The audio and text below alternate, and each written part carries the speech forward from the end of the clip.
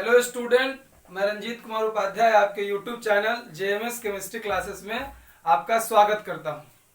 आशा करता हूं कि आप लोग घर पे होंगे और ठीक होंगे।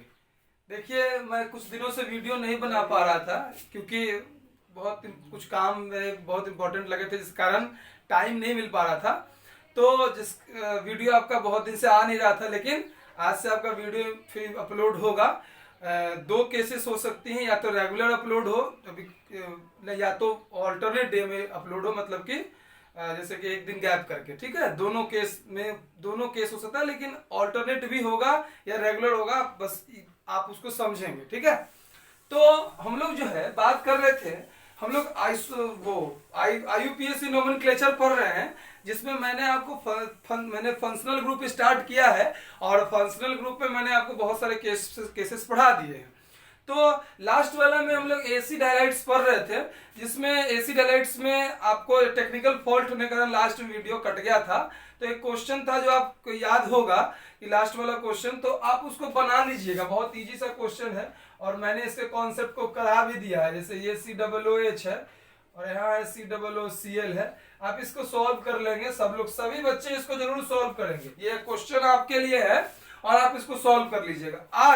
आज हम लोग स्टार्ट करने वाले हैं एक नया फंक्शनल ग्रुप के बारे में। वो कौन सा है उस पर हम लोग चर्चा करते हैं। नया जो फंक्शनल ग्रुप है उसका नाम है सल्फोनिक एसिड। ठीक है, नया जो आपका फंक्शनल ग्रुप है उसका नाम है सल्फोनिक एसिड, और इसके लिए पहचानने के लिए इसका होता है SO3H। इसका होता है SO3H। अच्छा, एक सवाल बड़ा है कि ये जो सल्फोनिक एसिड है यह कार्बोनिल कंपाउंड है या नहीं। तो आपको मन में आ गया होगा अभी सवाल ये जैसे मैंने पूछा कि ये कार्बोनिल कंपाउंड है या नहीं, वैसे आपके दिमाग में ये जवाब आ गया होगा कि नहीं है। क्यों नहीं है? क्योंकि इसके फंक्शनल में कार्बन नहीं है। ये बड़ा सवाल है। ठीक है, समझ में आ रहा है सब लोग को कि sulphonic acid is not a carbonyl compound. क्यों नहीं है? क्योंकि इसके अंदर कार्बन मौजूद नहीं है। जैसे COOH, इसके अंदर कार्बन है। जैसे CHO, इसके अंदर भी कार्बन है। तो जिनके फंक्शनल ग्रुप में कार्बन मौजूद नहीं हो वो कार्बोनिल ग्रुप नहीं होगा। तो सल्फोनिक एसिड तो कार्बोनिल कंपाउंड है, कार्बोनिल कंपाउंड नहीं है क्योंकि इसके अंदर कार्बन मौजूद नहीं है। चलिए हम बात करते हैं इसके प्रश्न से पहले इसके सफिक्स और प्रीफिक्स के बारे में। अच्छा, एक सवाल का जवाब आप लोग दीजिए कि ये जब कार्बोनिल कंपाउंड नहीं है, ध्यान से सुनिएगा, ध्यान से, अगर यह कार्बोनिल कंपाउंड नहीं है तो अगर ये कार्बोनिल कंपाउंड नहीं है तो सफिक्स इसमें दो होंगे या एक? क्या मन से जवाब आया? तो आया होगा एक। क्यों?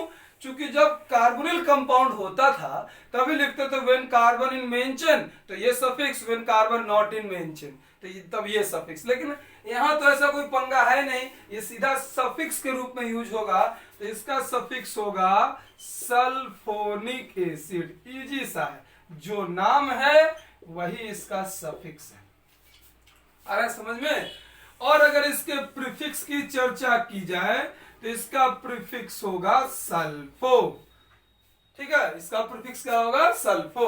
तो जब सफिक्स के रूप में यह यूज होगा तो सल्फोनिक एसिड, जब प्रीफिक्स के रूप में यूज होगा तो सल्फो। याद रखेंगे, जैसे पिछला जितना भी फंक्शनल ग्रुप होगा आपको याद होता रहा होगा सबका, जैसे ओइक एसिड, कार्बोक्सिलिक एसिड, सब आपको याद होते जा रहा होगा। उसी तरीके से हम लोग यहाँ भी देखें कि जो सल्फोनिक एसिड है उसके सफिक्स होंगे सल्फोनिक एसिड और उसका प्रीफिक्स होगा सल्फो।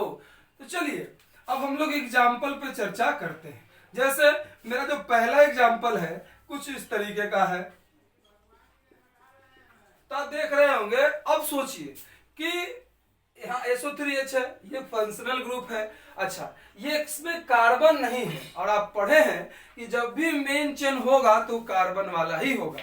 तो गिनती कहां से करेंगे? यहां से नहीं होगा। क्यों?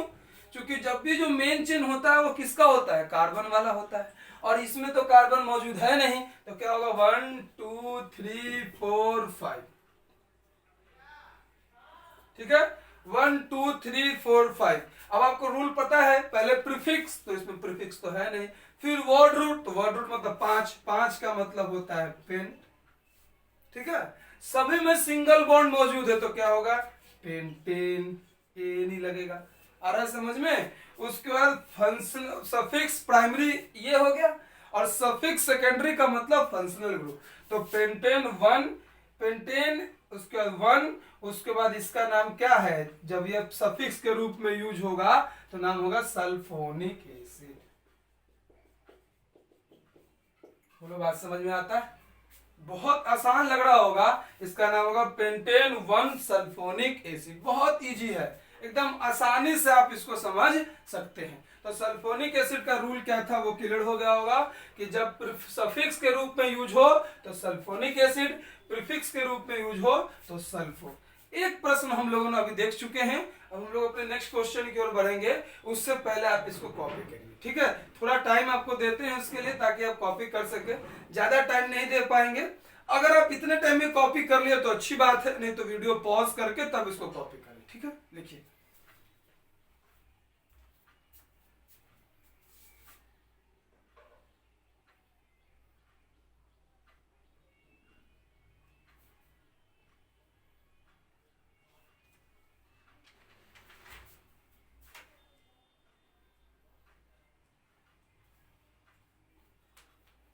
आप लोगों ने लिख लिया होगा, तो इसके आगे की बातों पर चर्चा की जाए। बोर्ड अगर चमक रहा होगा कहीं पे तो आप क्या कीजिएगा, प्रीफिक्स का प्रीफिक्स नाम जो बोलते हैं उससे आप कंफर्म कीजिएगा सर क्या बोले, प्रीफिक्स किसका, सल्फो होगा, ठीक है। चलिए,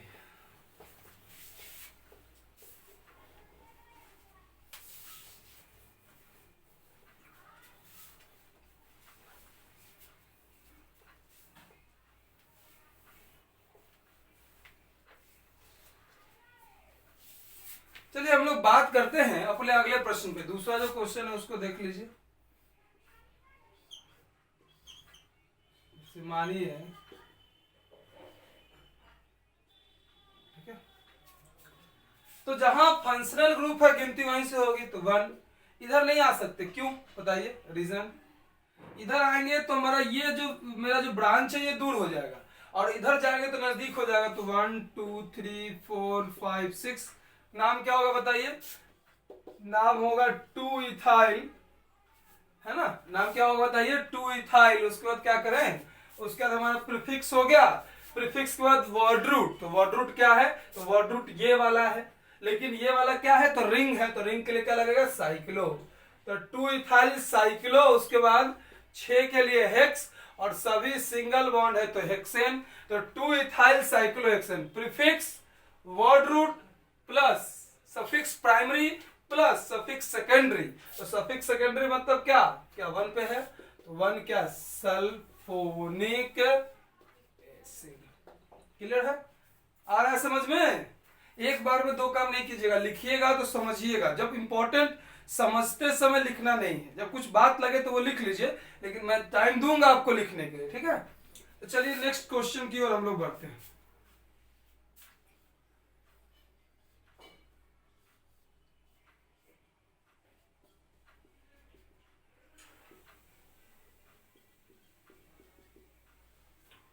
देखिए यहां पे गौर करने वाली बात है कि मेरे पास एक, यहां से अगर गिनती करते हैं तो 1 2 3 पे मेरा ब्रांच भी आएगा, यहां से गिनती करते हैं तो 1 2 3 पे फंक्शनल ग्रुप आएगा, तो इसकी प्रायोरिटी अधिक होगी, ठीक है।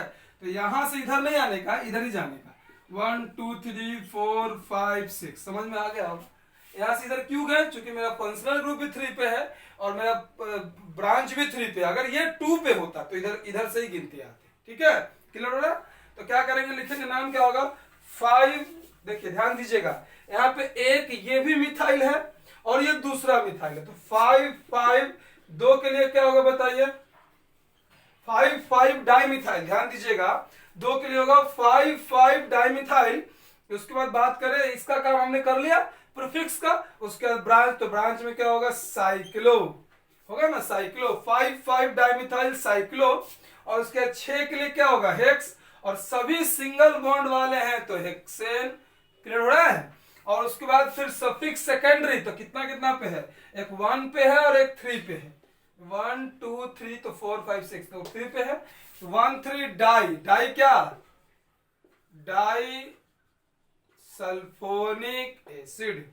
तो आसान लग रहा होगा, इजीली आप समझ रहे होंगे। इसको याद रखना है कि जब सफिक्स के रूप में सल्फोनिक एसिड होगा और प्रीफिक्स के रूप में सल्फो होगा। कॉपी कीजिए इसको। कॉपी करने के बाद आपको इसमें प्रश्न भी दिए जाएंगे, आप उसको सॉल्व करेंगे।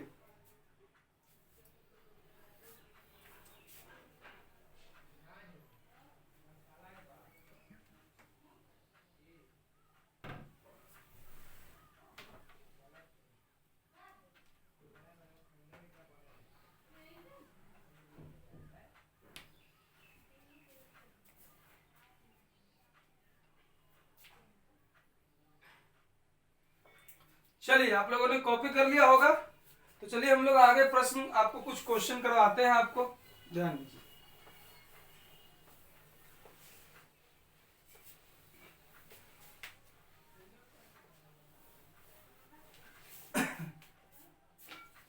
कुछ क्वेश्चन पे हम लोग चर्चा करते हैं, जैसे मान लीजिए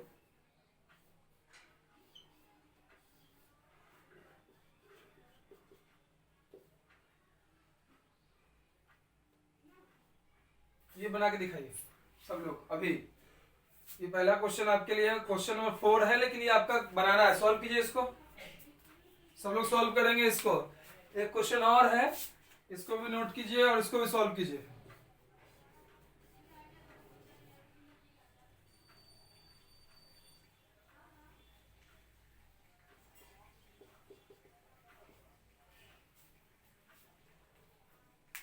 सॉल्व करेंगे, 2 क्वेश्चन आपको दिया गया है, सॉल्व करें इसको।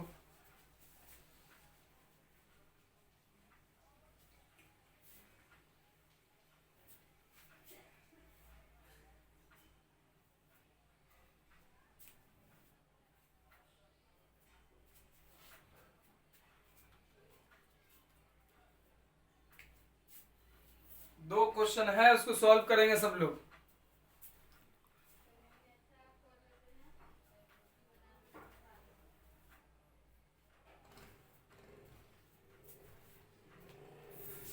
चलिए अब हम लोग चर्चा करें इस पे। देखिए, ध्यान देने वाला बात है, पहला ये जो क्वेश्चन, इसको मैच कराइए। यहां से गिनती होगी क्योंकि फंक्शनल ग्रुप है। इधर जाएंगे तो 1 2 3 पे ब्रांच, इधर जाएंगे तो 1 2 पे डबल बॉन्ड है, ठीक है, यहां ही आएंगे, इधर नहीं जा सकते, ठीक है। 1 2 3 4 5 6, ठीक है, और कोई तो जा नहीं रहा। 1 2 3 4 5 6, तो क्या नाम होगा इसका बताइए। इसका नाम होगा 5 इथाइल, होगा ना, ये प्रीफिक्स है तो 5 इथाइल, और 5 के बाद क्या होगा, साइक्लो, तो 5 इथाइल साइक्लो, और 6 है तो 6 के लिए क्या होगा, हेक्स। और गौर कीजिएगा डबल बॉन्ड भी है, तो डबल बॉन्ड के लिए क्या होगा, 2 ENE, तो होगा 5 इथाइल साइक्लो हेक्स 2 ENE। हमने सफिक्स प्राइमरी तक काम कर लिया, और प्राइमरी के बाद 1 पे क्या है बताइए, सल्फोनिक एसिड। मिलाएंगे एक बार, 5 पे है 5 इथाइल, रिंग के लिए साइक्लो, उसके बाद 6 है इसलिए हेक्स, कितने पे, 2 पे, तो 2ENE। आसान लग रहा है। नेक्स्ट बात करते हैं इन क्वेश्चन पे।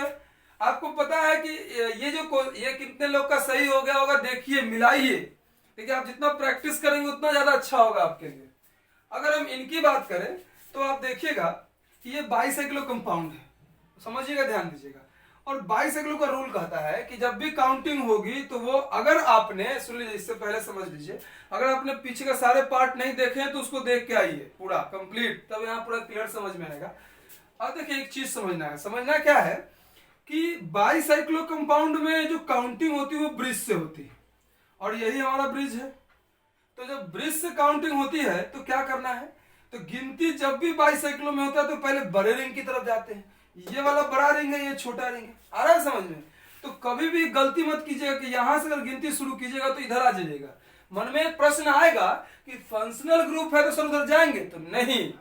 जब भी बाइसाइक्लो या स्पाइरो वाला केस होगा, उसके अपने रूल को आपको तोड़ना नहीं है, वो अपने रूल को पहले फॉलो करेगा, बाद में फंक्शनल ग्रुप की कहानी आएगी, ठीक है। तो गिनती इधर से होगी 1 2 3 4 5 6 7 8।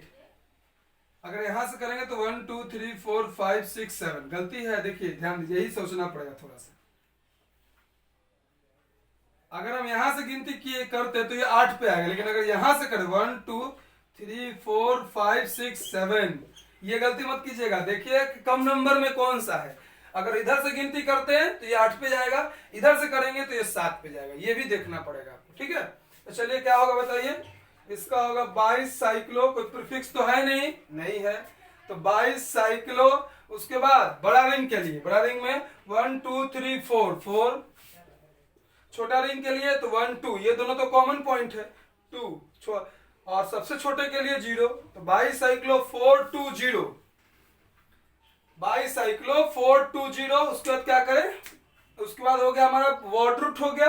वर्ड रूट का सफिक्स प्राइमरी, सफिक्स प्राइमरी का मतलब है क्या हो गया, 7 कितना है, 6 7 8 तक गया है। 8 का मतलब हो गया हेप ऑक्ट, और देखिए और कितना पे डबल बॉन्ड है, 3 पे, तो ऑक्ट 3 EN।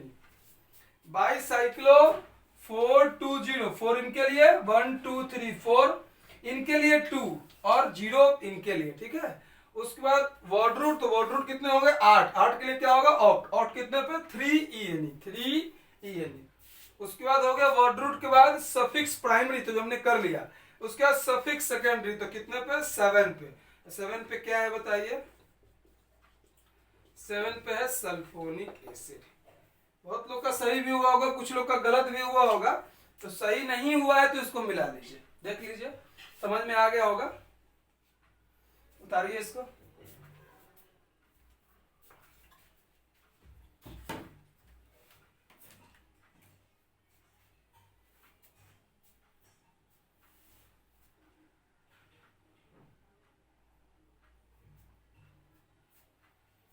चले आगे देखें, ध्यान देना है।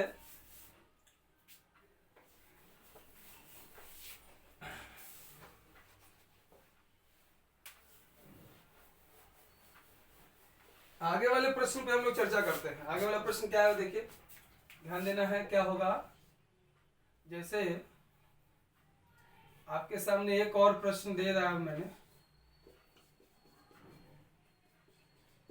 बताइए क्या होगा। मन में आ गया होगा कि सर ये जो है ये सबसे पावरफुल है, तो पावरफुल का मतलब कि ये सफिक्स का वर्क करेगा और ये किसका वर्क करेगा, प्रीफिक्स का। तो जब ये प्रीफिक्स होगा तो आप जानते हैं नियम, यहां से गिनती होगी 1 2 3 4 5 6।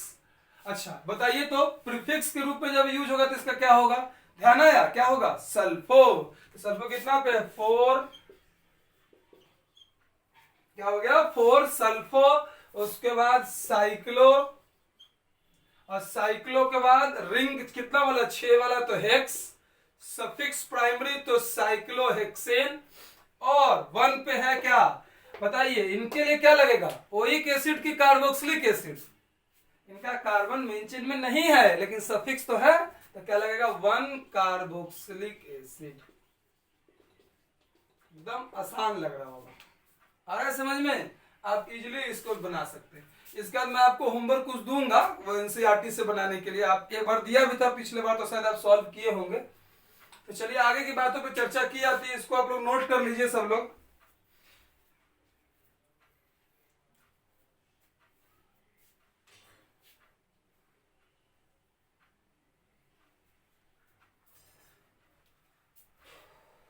नोट कर लिया आप लोगों ने, चलिए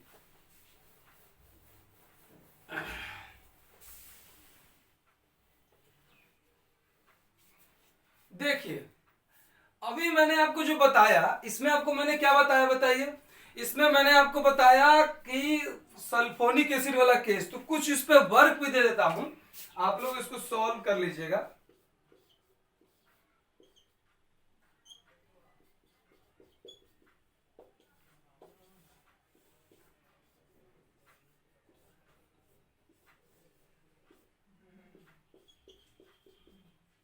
होमवर्क है, इसको नोट कीजिए।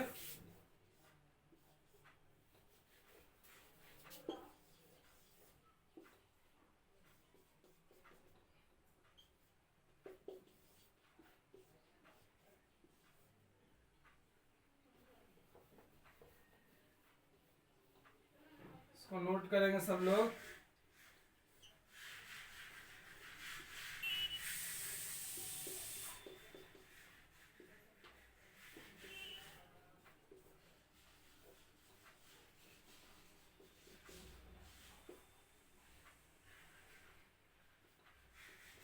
हाँ, इसको नोट कीजिए। 5 क्वेश्चन है, इसको आपको बनाना है।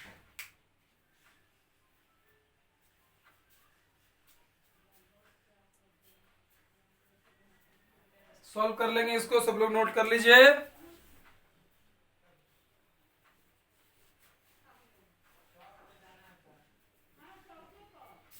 चलिए, इसको नोट कर लिए होंगे सब लोग। जल्दी जल्दी करेंगे नोट।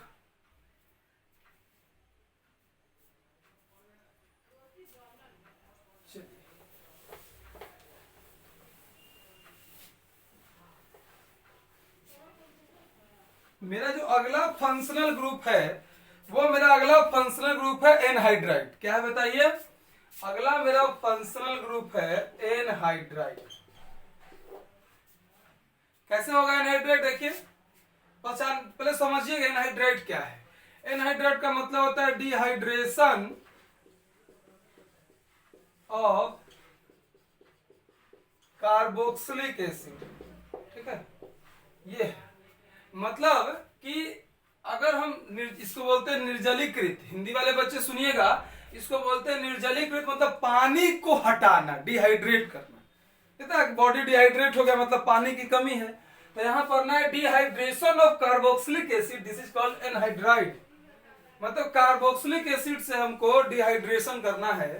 तो आपको पहचानने आता है कि C double bond O O H, C double bond O O H. ठीक है, ये आपको दिख रहा होगा। अब देखिए, ये जो आपको दिख रहा है, इसमें ध्यान देने वाला बात है कि इनको सुनिए, ध्यान दीजिएगा, इसको समझिएगा। अच्छा, पहले तो ये समझ गए होंगे कि डिहाइड्रेशन का मतलब क्या होता है। डिहाइड्रेशन का मतलब होता है कि वाटर को रिमूव करना है, लेकिन हमको एनहाइड्राइड में पढ़ना है। तो एनहाइड्राइड का मतलब क्या होगा? एनहाइड्राइड मतलब कि डिहाइड्रेशन हमको करना है किन का? कार्बोक्सिलिक एसिड का। तो करिए डिहाइड्रेट। तो डिहाइड्रेट करेंगे तो देखिए, ये जो दिख रहा है ना आपको, ये वाला, ये जो हिस्सा दिख रहा है, ये वाटर है, H2O। तो जब इनसे वाटर रिमूव होगा, ध्यान दीजिएगा, जब इनसे वाटर रिमूव होगा तो कुछ ऐसा केस दिखेगा आपको।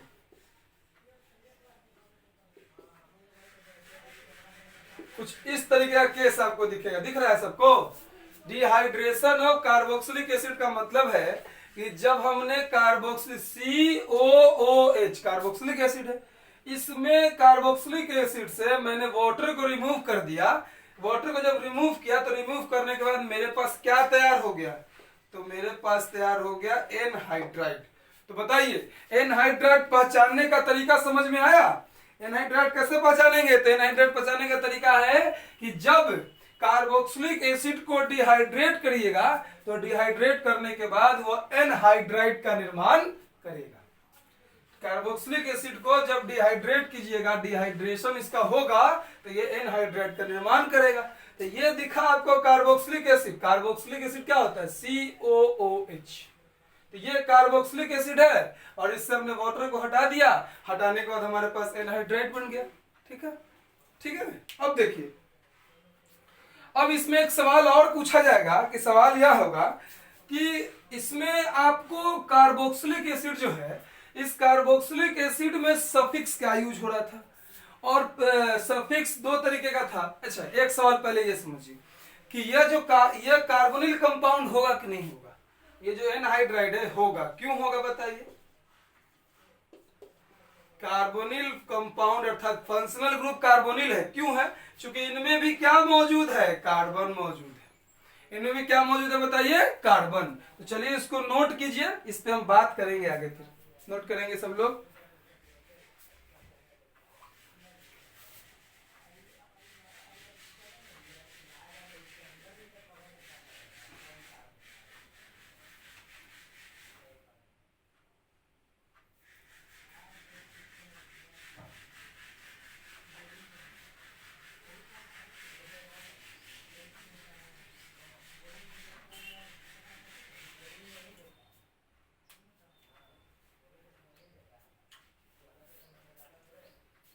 चलिए, आप लोगों ने नोट कर लिया होगा। अब हम लोग इसके सफिक्स की ओर बात करते हैं, ठीक है। देखिए ध्यान देना, ध्यान क्या देने वाला बात है कि इसका सफिक्स भी दो तरीके का होगा। एक क्या होगा बताइए, when carbon in main chain. पहला सफिक्स होगा जब इसका कार्बन मेन चेन में होगा, तो क्या होगा बताइए। देखिए अब क्लास 11 बजे से स्टार्ट हुआ है, अभी चल रहा है क्लास, आपको रेगुलर क्लास जैसा माहौल देने के लिए रेगुलर पढ़ाया जा रहा है आपको। देखिए आप लॉकडाउन में घर पे बैठे हो तो अपने आप को खराब महसूस मत कीजिए, आप पढ़िए, मन लगा कीजिए। मैं उधर वीडियोस नहीं डाल पा रहा था क्योंकि बहुत इंपॉर्टेंट काम थे हमारे पास, कुछ इस कारण टाइम मिल नहीं पा रहा था, तो हम आगे की बातों पर चर्चा करें। तो suffix when carbon in main chain. अच्छा एक बात बताइए, हम लोग जानते हैं कि कार्बोक्सिलिक एसिड से ही एनहाइड्राइड का निर्माण हुआ है, पता है आपको कैसे हुआ है? किसके रिमूव करने से? वाटर को हटाने से। तो इसका जब याद कीजिए, जब इसका कार्बन मेन चेन में होता था तो इसका होता था oic acid, water oic acid से हटेगा, वाटर हटेगा, तो इसका सफिक्स क्या होगा? इसका सफिक्स होगा ओइक एसिड से पानी हटा तो ओइक एनहाइड्राइड। आया समझ में?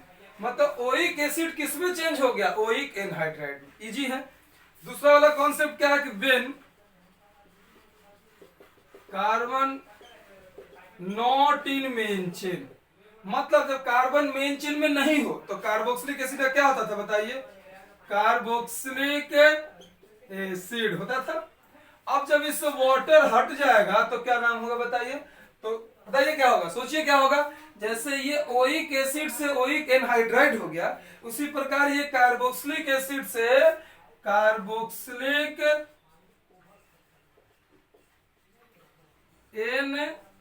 एनहाइड्राइड हो जाएगा। बहुत आसान है। कार्बोक्सिलिक एसिड का ओइक एसिड होता है, कार्बोक्सिलिक एसिड से एनहाइड्राइड बना पानी को हटाने पर, उसी प्रकार ओइक एसिड से ओइक एनहाइड्राइड और कार्बोक्सिलिक एसिड से कार्बोक्सिलिक एनहाइड्राइड। एकदम इजी सा कॉन्सेप्ट है और हमारे हिसाब से आपको समझ में आ रहा होगा। आ रहा समझ में? एकदम आसान सा कॉन्सेप्ट है और इजीली आप इसको समझ भी रहे होंगे। चलिए हम लोग आगे की बातों पर अपने चर्चा करते हैं, ठीक है। देखिए क्लियर हो गया, उतारिए पहले इसको, पहले उतारिए।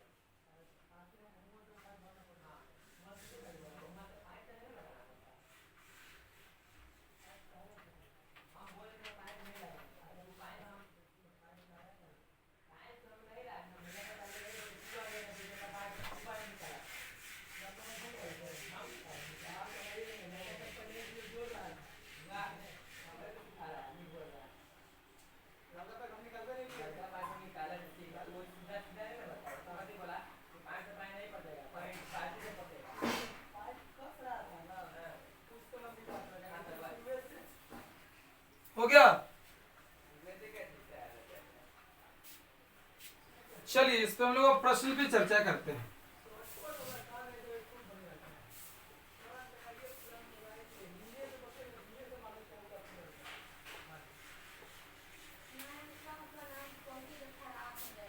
अब हम लोग इसके प्रश्न पे चर्चा करते हैं, ध्यान देना है। तो हमारा जो पहला प्रश्न है कुछ ऐसा है,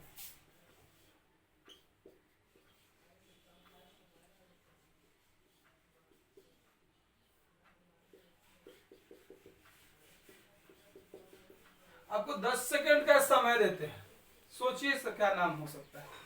10 सेकंड का कुछ समय दिया, सोचिए इसका क्या नाम होगा।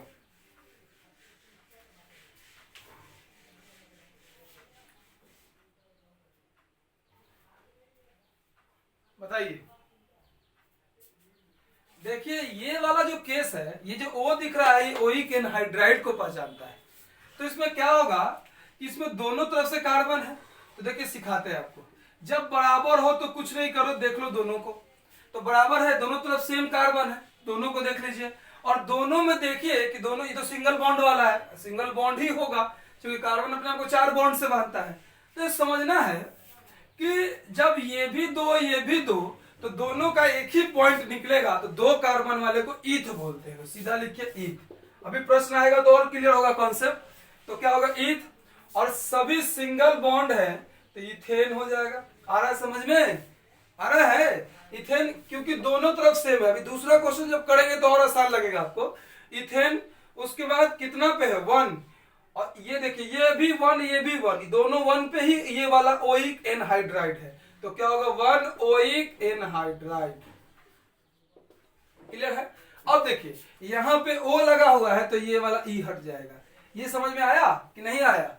पहला वाला जो क्वेश्चन है देखिए, क्लियर, कंफ्यूजन नहीं होना चाहिए। इस कार्बन से भी एक कार्बन जुड़ा हुआ है, इस कार्बन से भी एक कार्बन जुड़ा हुआ है, और ये जो कार्बन है ये इनसे जुड़ा हुआ है, मतलब यही मेन है, यही इनका सफिक्स है। तो जब यही इनका सफिक्स है और दोनों में 2 कार्बन है, तो 2 कार्बन का मतलब इथेन है। दोनों में 2 कार्बन है तो 2 कार्बन का मतलब इथेन है। तो क्या होगा, इथेन, और कितना पे है, ओइक एनहाइड्राइड, तो 1 पे है, तो 1 ओइक एनहाइड्राइड। उतारिए इसको, एकदम आसान है, 2-4 बार ध्यान दीजिएगा तो समझ में आपको आएगा। चलिए हम लोग जल्दी उतारिए इसको।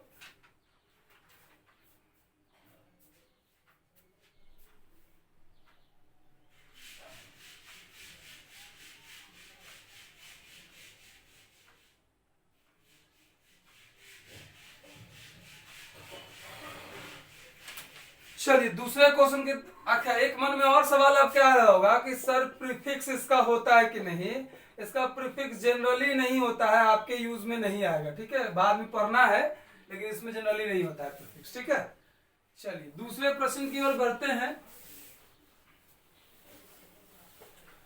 दूसरा जो क्वेश्चन है वो कुछ ऐसा है, पिछला वाला तो दोनों कार्बन सेम था, लेकिन इनमें कार्बन सेम नहीं है।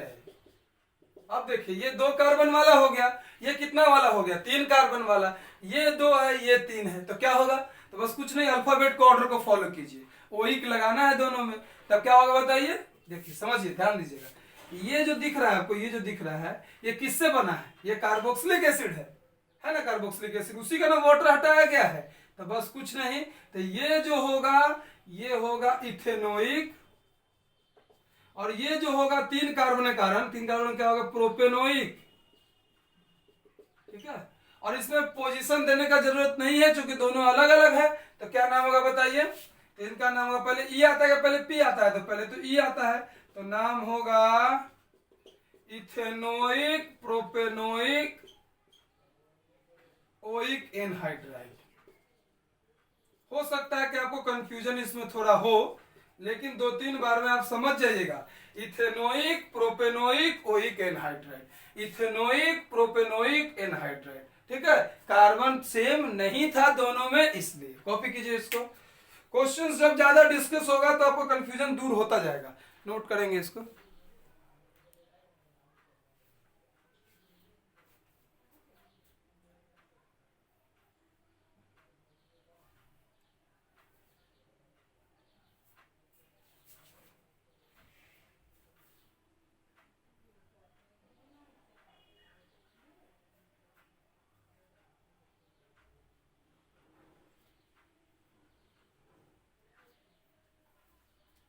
चले नेक्स्ट केस देखते हैं।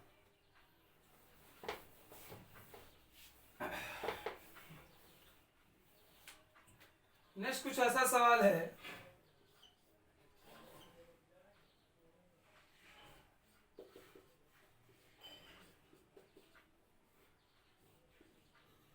क्या नाम होगा, सोचिए, थोड़ा दिमाग लगाइए, क्या नाम हो सकता है इसका।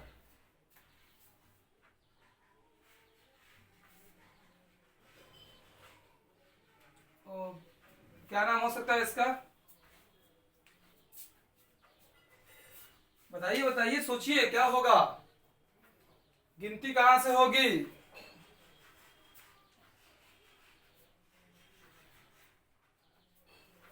देखिए क्या होगा बताइए, यहां से गिनती 1 2 3 4 5 6।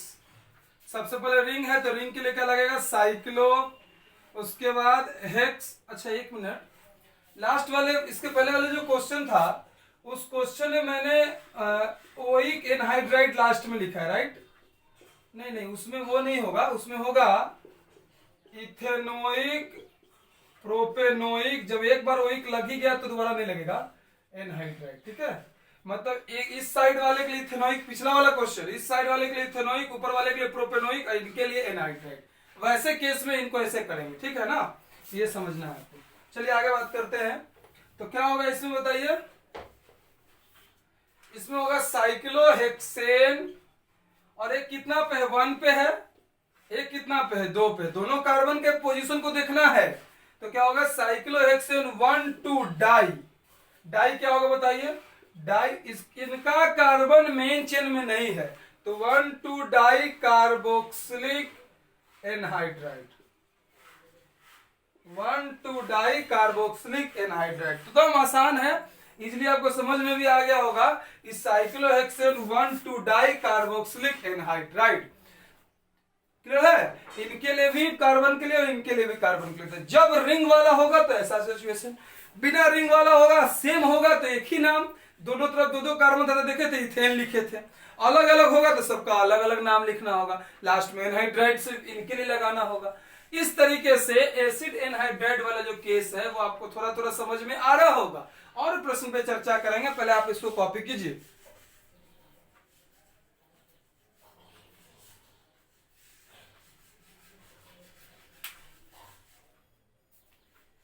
एक प्रश्न आपको मैं दे दूं, आप खुद बनाएंगे, ठीक है ना? थोड़ा हिंट दे देता हूं। ये क्या है बताइए,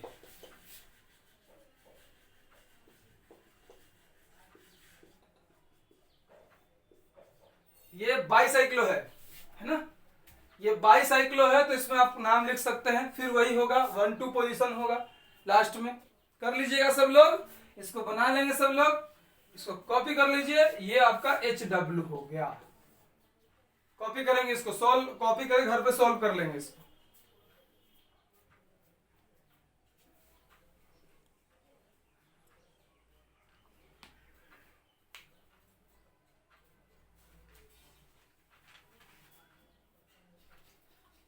देखिए कॉपी अगर आपने कर लिया होगा तो क्लियर हो गया होगा, समझ में आ गया होगा। अब ज्यादा आपका टाइम नहीं लगेगा नोमेनक्लेचर में, 1 2 क्लास और चलेगा, 2 क्लास, और आपका ये नोमेनक्लेचर कंप्लीट हो जाएगा, ठीक है? कुछ कॉमन नाम है, कुछ एरोमेटिक कंपाउंड है, वो हम लोग अलग से पढ़ते हैं। तो यहाँ आपका यूपीएससी नोमेनक्लेचर दो वीडियोस के बाद कंप्लीट हो जाएगा। तो आपको जो जो क्लियर हो गया होगा सब लोग समझ लीजिएगा। 20 लेक्चर आएंगे लगभग, समझिए 17वां लेक्चर है आपका। जो पीछे वाला नहीं देखे होंगे उसको जरूर देखिए। एक चीज और इम्पोर्टेंट है कि इनके बाद जब मैं पढ़ा लूंगा तो आपको एनसीईआरटी जो 12th का बुक है उससे मैं आपको क्वेश्चन दूंगा, जिसके कारण आप उसको सॉल्व करिएगा। बहुत सारे क्वेश्चन एक बार में दिए जाएंगे, एक आध दिन का टाइम मिलेगा आपको, उसको पूरा सॉल्व कर जाइएगा। जब आपका 12th का ऑर्गेनिक केमिस्ट्री का जो वॉल्यूम 2 है एनसीईआरटी, वो आपको सॉल्व करना है, ठीक है? पहला बात। दूसरा बात है, जिन्होंने ये पूरा वीडियो नहीं देखा है वो सब पार्ट बाई पार्ट देखेंगे, क्योंकि इनके पढ़ने के बाद नोमेनक्लेचर कंप्लीट होने के बाद आपका आइसोमेरिज्म स्टार्ट होगा, और आइसोमेरिज्म पूरा पढ़ेंगे हम लोग इनको, लेकिन पहले पूरा पढ़ लीजिएगा तब आइसोमेरिज्म पे तक जाइएगा आप लोग, ठीक है? तो एकदम आसान है, आपको क्लियर हो रहा होगा। आपको एक जानकारी दे दूं कि इसके बाद जो आइसोमेरिज्म पढ़ाया जाएगा, देखिए पहले तो आप 12th का क्वेश्चन मैं नोमेनक्लेचर वाला सारा सॉल्व करवाऊंगा आपसे, एक चैप्टर का करवा भी दिया है, दूसरा चैप्टर का फिर सॉल्व करवाऊंगा। तो फिर जब आप आइसोमेरिज्म पढ़ेंगे तो उससे भी क्वेश्चन सॉल्व कराए जाएंगे। मतलब कि 12th के सिलेबस का सारा बात आपको पढ़ाया जा रहा है ऑर्गेनिक केमिस्ट्री का। आप बस ध्यान दीजिए, सब लोग पढ़िए। मैं पूरा कोशिश कर रहा हूं कि टाइमली आपको पढ़ा पाऊं, लेकिन काम होने के कारण थोड़ा नहीं हो पा रहा है। वीडियो बनाने में, अपलोड करने में टाइम लगता है, अपलोड करना टाइम लगता है, 4-5 घंटे जाते हैं इसमें। तो आप लोग क्या करना है कि आप 4-5 घंटा मैं मेहनत कर रहा हूं, उसका आप लोग फल भी दीजिए। और अगर इसको दोस्तों को शेयर कीजिए, सबको बताइए। और अगर आपने इस चैनल को सब्सक्राइब नहीं किया है तो सब्सक्राइब जरूर कीजिए। मन लगा पढ़िए, खुश रहिए। धन्यवाद, जय हिंद।